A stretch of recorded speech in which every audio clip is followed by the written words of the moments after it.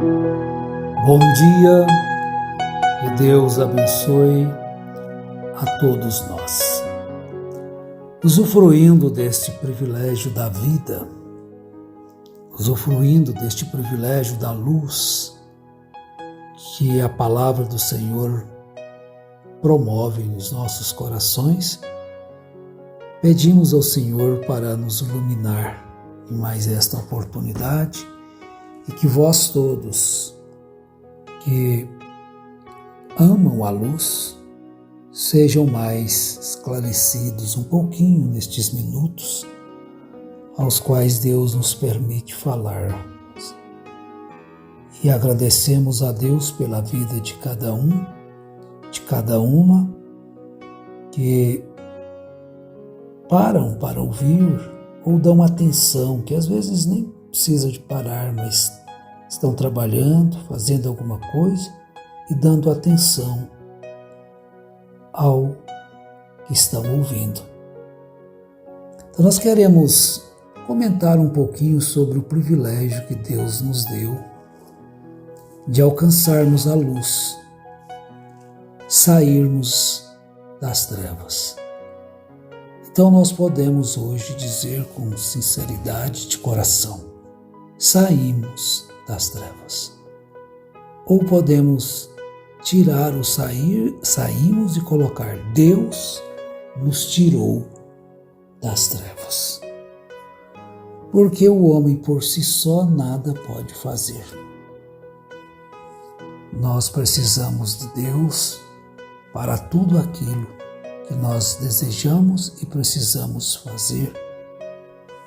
E Deus nos concedeu a graça, porque viu em cada um de nós uma sinceridade para a obediência à palavra. E que nós estávamos enganados, pensando que estávamos na luz. Então nós vamos tomar Isaías capítulo 9, começando aqui no verso 2. O povo que andava em trevas viu grande luz, e aos que viviam na região da sombra da morte, resplandeceu-lhes a luz.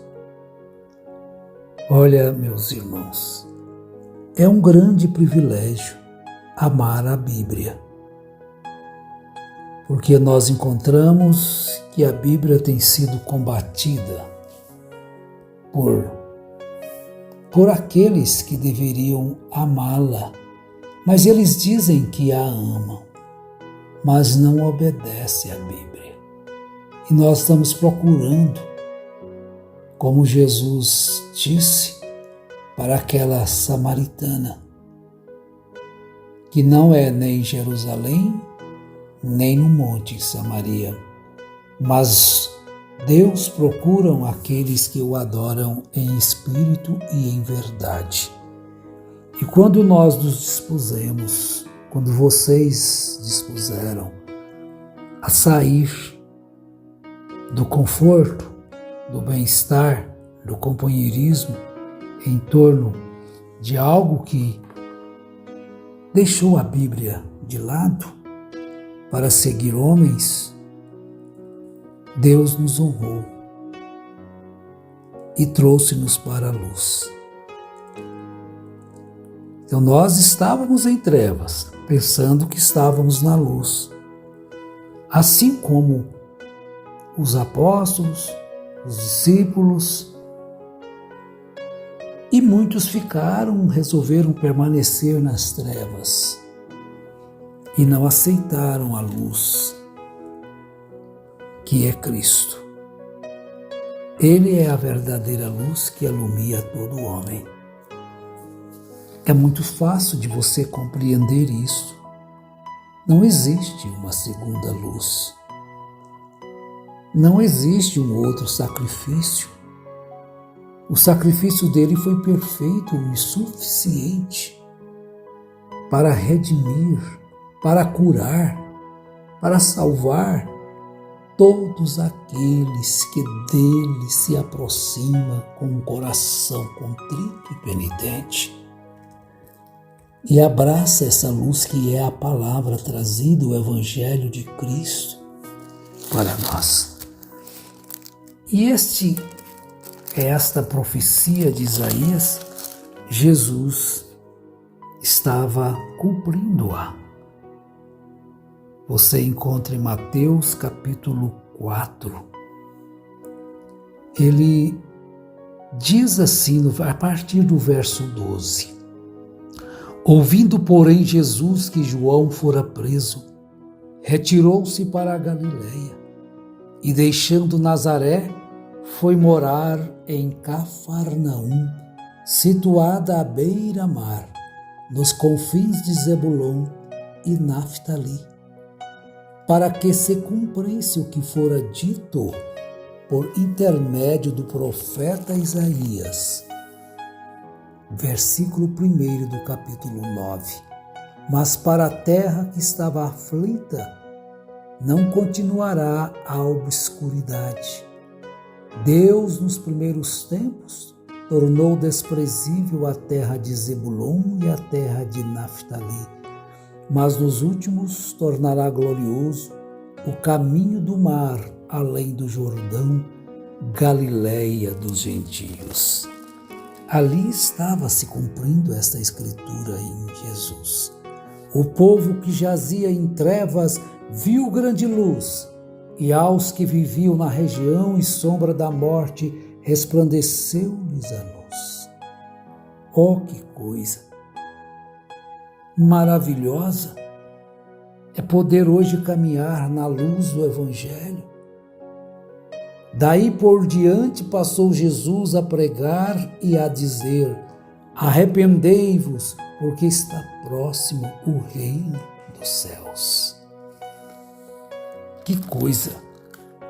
E hoje ainda, este mesmo Evangelho deve ser anunciado conforme ele foi deixado para nós, sem torcê-lo, nem para um lado, nem para o outro, nem para a esquerda, nem para a direita, mas permanecei, este é o caminho, andai por ele. Em João, capítulo 12, verso 35, nós vamos ver: quem anda nas trevas não sabe para onde vai. Para onde vai? Vamos para tal lugar, vai o arrebatamento, era para 1977, passa para 1987 e a era de Laodiceia vai durar até 1977, tudo trevas, nada de luz naquilo. E ninguém sabe para onde vai, estão perdidos, seguindo uma doutrina de um homem que profetizou e nada se cumpriu. Não é uma tremenda de uma estupidez? Simplesmente basta raciocinar. Você não precisa de ter uma revelação de forma alguma. Basta você olhar as Escrituras, basta você examinar as Escrituras e você verá que você está simplesmente seguindo um homem ao qual diz que recebeu de Deus visões, profecias, mas não tem como provar que recebeu. Alguém me disse: e aquelas palavras, aquelas visões de 1933? Quem diz que aquilo chegou para ele? Tem alguma coisa que comprova? Foi colocada debaixo ali no túmulo. Vai lá e olha, tiraram o túmulo, não tem nada lá. Algum anjo veio e tirou daqui. Vamos arrumando pretextos. Meus irmãos, dê ouvido às palavras. Dê ouvido às Escrituras. Não deixe que essas conversas fiadas te iluda por todo o tempo. Porque Jesus, ele diz, eu vim como luz para o mundo, a fim de que todo aquele que crê em mim não permaneça nas trevas. Então você não tem obrigação nenhuma de permanecer em trevas, sendo submisso a homens corruptos, mentirosos, carnais, adúlteros.